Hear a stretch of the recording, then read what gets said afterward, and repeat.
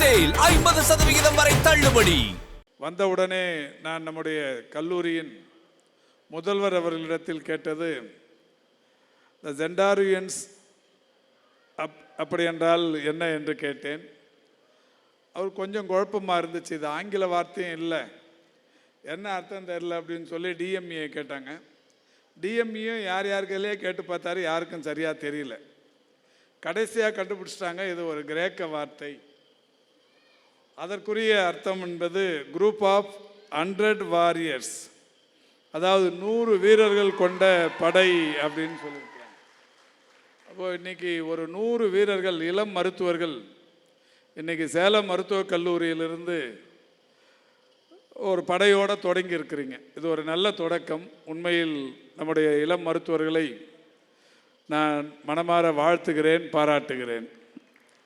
இந்த கல்லூரியை பொறுத்தவரை கடந்த 30 ஆண்டுகளாக மிக சிறப்பான வகையில் பல்வேறு சிறப்புக்குரிய மருத்துவர்களை நாட்டுக்கு அளித்து வருகிறது. மருத்துவர் விஜய் தீபன் என்பவர் தற்போது விஜயவாடாவில் இணை ஆணையராக பணியாற்றி வருகிறார். அவர் இந்த கல்லூரியின் பழைய மாணவர் என்பது மகிழ்ச்சிக்குரிய ஒன்று. அதேபோல் மருத்துவர் பிருத்திவி என்பவர் இங்கிலாந்தில் இருக்கிற லீட்ஸ் பல்கலைக்கழகத்தில் துணைவேந்தராகவே பணியாற்றி வருகிறார்.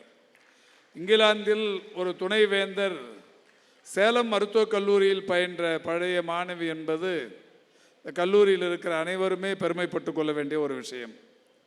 அதேபோல் அமெரிக்காவில் இருக்கிற பாஸ்டன் மருத்துவமனையில் தீவிர சிகிச்சை பிரிவின் தலைவராக இருப்பவர் டாக்டர் சதீஷ் பாபு என்பவரும் இந்த கல்லூரியின் பழைய மாணவர் என்பது மகிழ்ச்சிக்குரிய ஒன்று. அதைவிட இன்னொரு கூடுதல் சிறப்பு, இந்த கல்லூரியில் பயின்று இன்றைக்கு இந்த கல்லூரியிலேயே 12 பேர் துறை தலைவர்களாக இருக்கிறார்கள். அது இன்னமும் மிகப்பெரிய அளவில் சிறப்பு.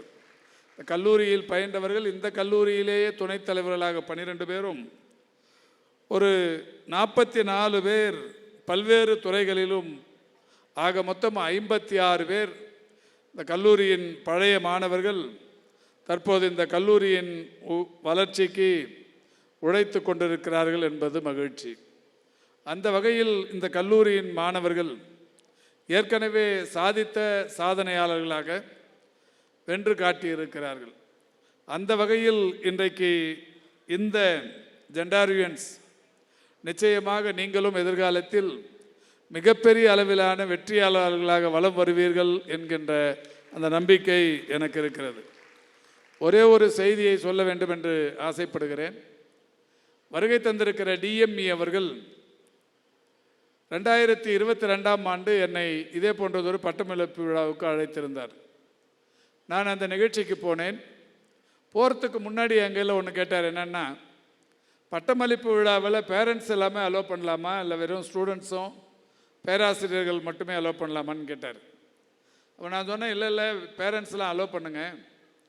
ஏன்னா அந்த பேரண்ட்ஸை பொறுத்த வரைக்கும் அவங்களுக்கு எப்போ குழந்தைகளாக இவர்களை பெற்றெடுத்த போது எந்த அளவுக்கு மகிழ்ச்சி அடைவார்களோ அதைவிட கூடுதலான மகிழ்ச்சியை அவர்கள் மருத்துவர் பட்டம் பெறும்போது அடைவார்கள். எனவே அவர்கள் யாரை அழைத்து வந்தாலும், பெற்றோர்களை, நண்பர்களை, ஆசிரியர்களை அல்லது ஊர் பொதுமக்களை யாரை அழைச்சிட்டு வந்தாலும் அலோவ் பண்ணுங்க, அதுக்கான வசதியை ஏற்படுத்தி கொடுங்க அப்படின்னு. அப்போ தேரணி ராஜன் சார் என்ன பண்ணார், ராஜீவ்காந்தி மருத்துவமனை, அவர் சென்னை மருத்துவக் கல்லூரியின் முதல்வராக இருந்தவர். அப்போது கலைவாணர் அரங்கத்தில் 2 அரங்கங்கள், பெரிய அரங்கங்கள், அதை தாண்டி வெளியில் ஒரு பெரிய பந்தல் போட்டு ஒரு ஸ்க்ரீன் ஒன்று வெளியில் வச்சு பெருசாக ஒரு 4000-5000 பேர் உட்காந்துருந்தாங்க. அப்போ நான் கேட்டேன், 250 மாணவர்களுக்கு 750 மருத்துவர்களுக்கு தலா 2னாலும் 500, 4ன்னா 1000, 4000-5000 பேர் வந்திருக்காங்களேன்னு கேட்டேன். இல்லை சார், ஒரு சில மாணவர்களுக்கு கிராமமாக வந்திருக்காங்கன்னார். அதாவது அந்த கிராமத்தில் ஒரு மருத்துவர் உருவாகுவதை அந்த அளவுக்கு மக்கள் எதிர்பார்ப்போடு பார்த்து கொண்டிருக்கிறார்கள். அந்த வகையில் கிராமங்களில் இருந்து வருகிற மாணவர்களை வாழ்த்துவதற்கு நம்முடைய கிராமத்திலிருந்து ஒருவர் இன்றைக்கு மருத்துவராகிறார். அந்த அரிய காட்சியை பார்க்க வேண்டும் என்கின்ற ஆவலோடு ஒரு மாணவருக்கு 50-100 பேரெல்லாம் வாகனங்களை வைத்து வந்திருக்கிறார்கள் என்கின்ற மகிழ்ச்சியான செய்தியினை சொன்னார். அந்த அளவுக்கு ஒரு மகத்துவமான படிப்பு இந்த மருத்துவ படிப்பு. எனவே அந்த வகையில் நான் அப்போதே அவரிடத்தில் சொன்னது, இனிமேல் எந்த கல்லூரியில் இந்த மாதிரி கிராஜுவேஷன் நடந்தாலும் அதில் எல்லா பெற்றோர்களையும் அனுமதிக்கணும்னு சொன்னேன். அனுமதிக்கணும்னு சொன்னது மட்டும் இல்லை, எல்லா கல்லூரியில் நடக்கிற நிகழ்ச்சிக்கும் கூடுதல் இருக்கைகள் ஆனாலும் கூட போட்டு எல்லாருக்கும் இந்த நிகழ்ச்சியை பார்க்குற மாதிரி வசதி பண்ணி தரணும்னு சொல்லியிருந்தேன்.